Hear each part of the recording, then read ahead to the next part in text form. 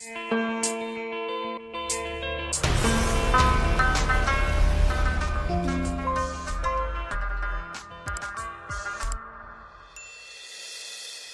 کس سه خصلت داشته باشد لذت ایمان را احساس می کند.